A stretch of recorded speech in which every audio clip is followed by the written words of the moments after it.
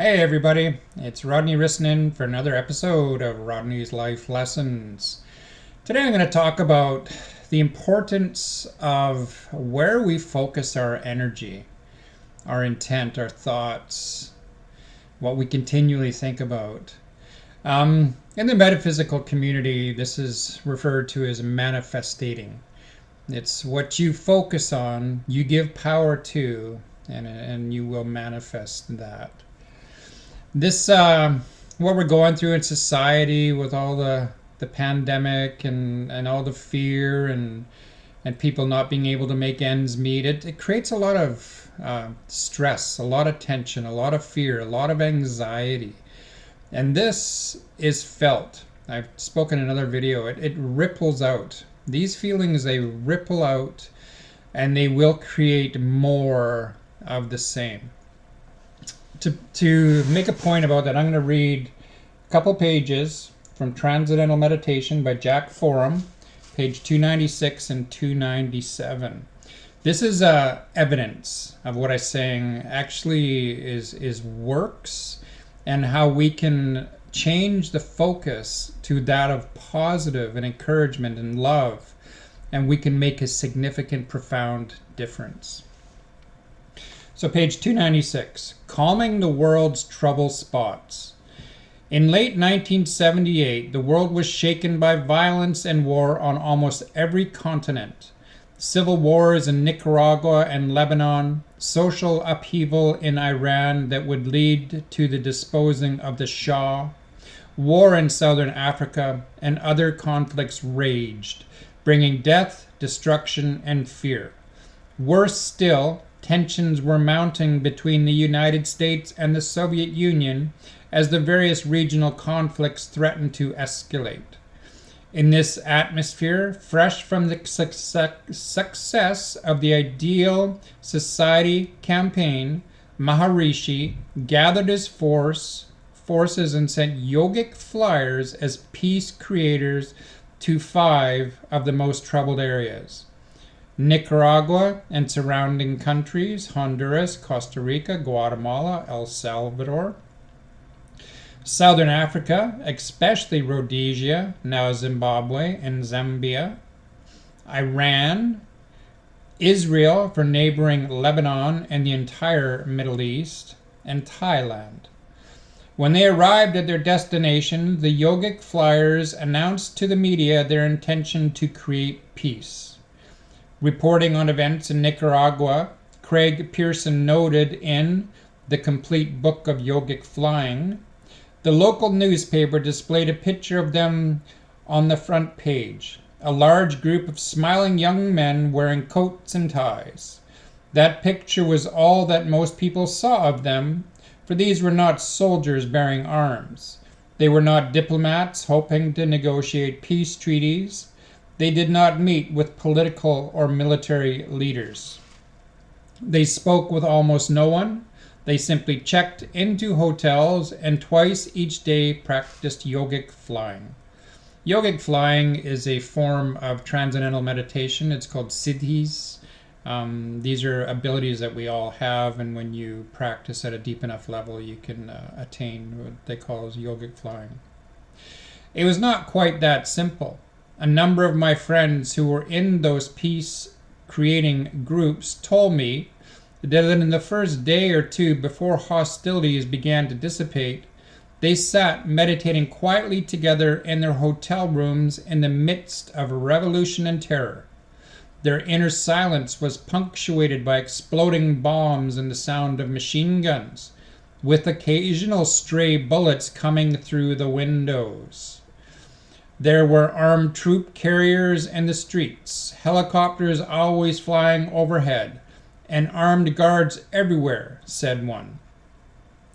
John Levy, who went with the group to Iran, said that he knew transcendental meditation had been effective in lowering the crime rates in small U.S. cities, but this was something else. This was tanks and machine guns on one side and fanaticism and Molotov cocktails on the other. When we arrived in the city of Isfahan, We were welcomed by the sound of the hotel closest to ours being blown up and 12 of the city's remaining banks being set aflame.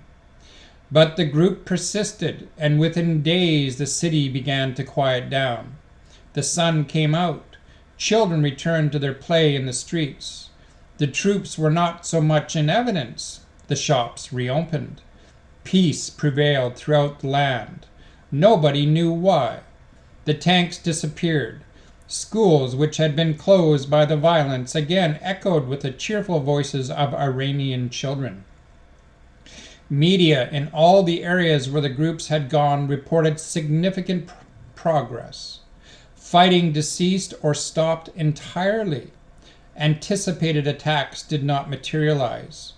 Negotiations for peace increased.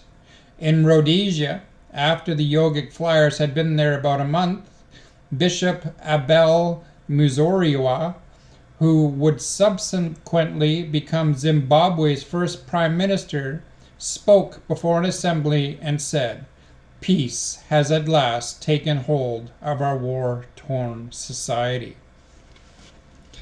So I could read so much from that book. I highly recommend that if you are on a spiritual path, that you're seeking enlightenment and you want to know how to be a better version of self, that you get this book, Transcendental Meditation by Jack Forum. I've got hundreds of books. It's one of the best ones that I own, and I recommend everyone reads it. Transcendental meditation is something that should be taught. It's called the 1% rule. If 1% of society in your area practice transcendental meditation, it affects society like drastically. I'm going to read some more from this book because there are so many things. I'm going to read you the science behind the power of a group.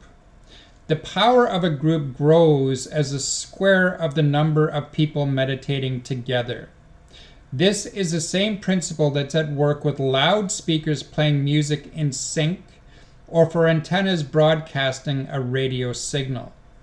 2 loudspeakers produce 4 times the sound of a single loudspeaker if they're close together and playing the same music. 3 broadcasting antennas will generate a focused beam 9 times as powerful as 1. It's called the n-squared effect of constructive interference.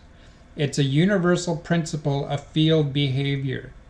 If you put together human radiators radiating calm, peace, and order, they're going to produce a group effect that grows as the square of the number of meditators.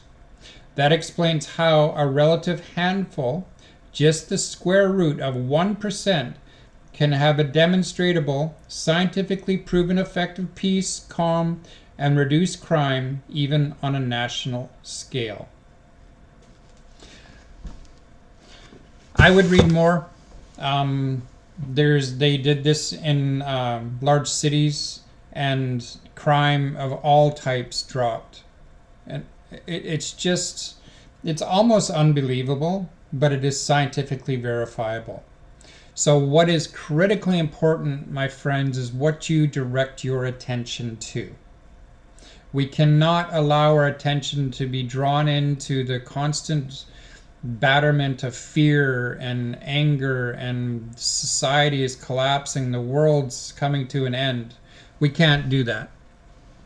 We need to focus on calm and peace and meditate and love and serenity. It will be felt by those around us, like when we throw a rock into a pond, every part of that pond feels the ripples. So I hope that this conveys to you the importance of where you direct your energy and your thoughts, and I hope that going forward that you at least try to make that positive. Love you guys. Take care. Bye.